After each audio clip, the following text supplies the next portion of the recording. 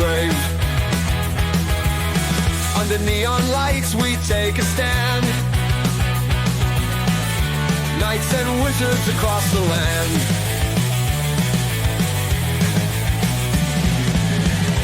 Monsters.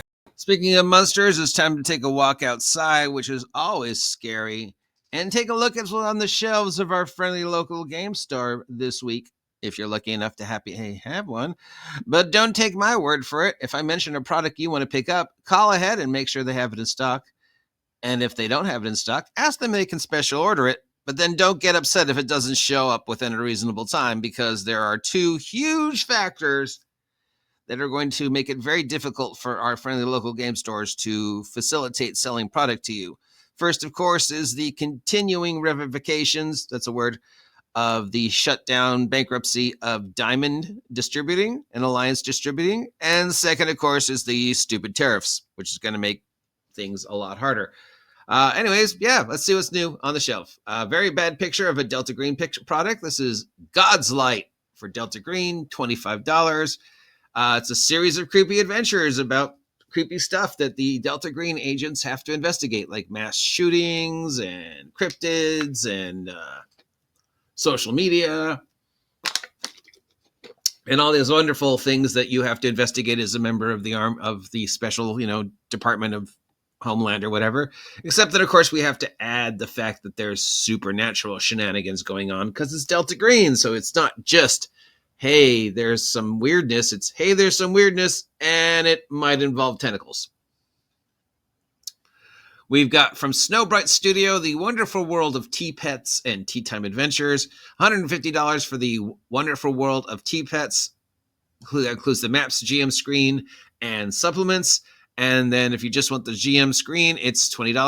So this has got a whole bunch of things about Tea Time Adventures, which I assume is more cozy animal. Everything's fine. We're going to go on adventures, but they're not like scary adventures. They'll be fun, kid-friendly adventures like The Secret of Nim and Mr. Toad's Wild Ride. I find it ironic that whenever the people mention the, the things that inspired them to create these cozy anthropomorphic animal role-playing games, these tea time role-playing games, they always go like Wind in the Willows, Mr. Toad's Ride, Secret of Nim, Studio Ghibli, Mouse Sitter, Redwall. And I have to look at them in all seriousness and go, have you actually seen or read Watership Down?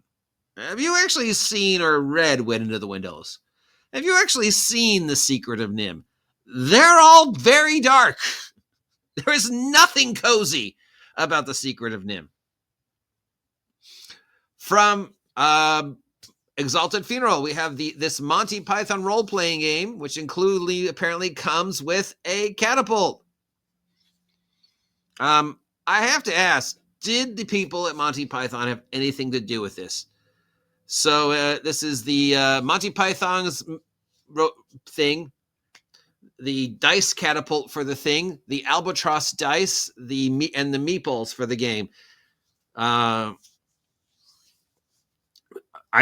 He starts the review with saying, I don't know if you're actually supposed to run this game or not, but here it is. So you get to enjoy the basically, holy grail medieval world with a little of, I'm sure, Life of Brian, of making fun of fantasy role-playing through the eyes of Monty Python. Again, did any of the remaining members of Monty Python have anything to do with the creation of this game?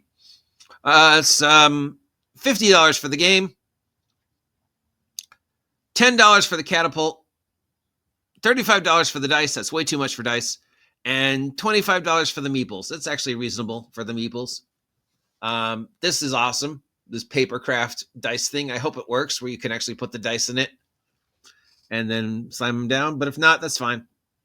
It's just awesome.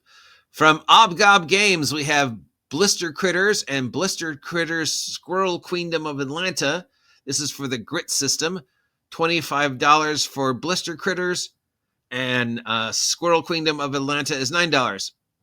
It's PZ's Radiation Blaster and Animals, starring in an eco-apocalypse Saturday morning cartoon show.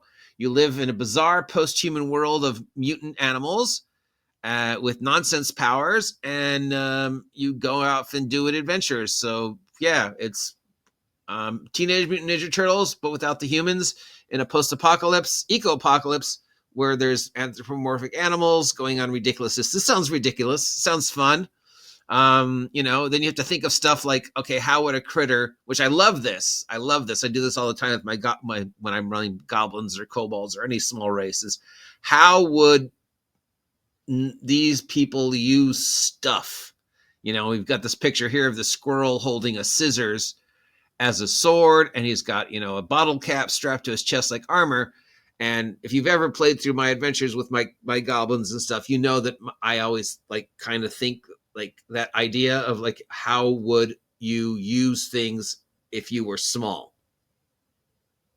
Because if I'm a toddler and I need an armor, I can't go to the store and buy a plate mail like a normal human-sized man, right? I'm 2 feet tall, but I could put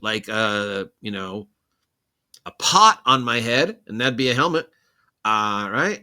I could pick up a rolling pin, and that's a club. So yeah, I like that. I like that they have rules for that. You earn my thumbs up just for that. We have Someone in a Tavern is a swear word redacted mimic. This is a double-side A4 zine for $8. You're in a tavern, and people start getting murdered.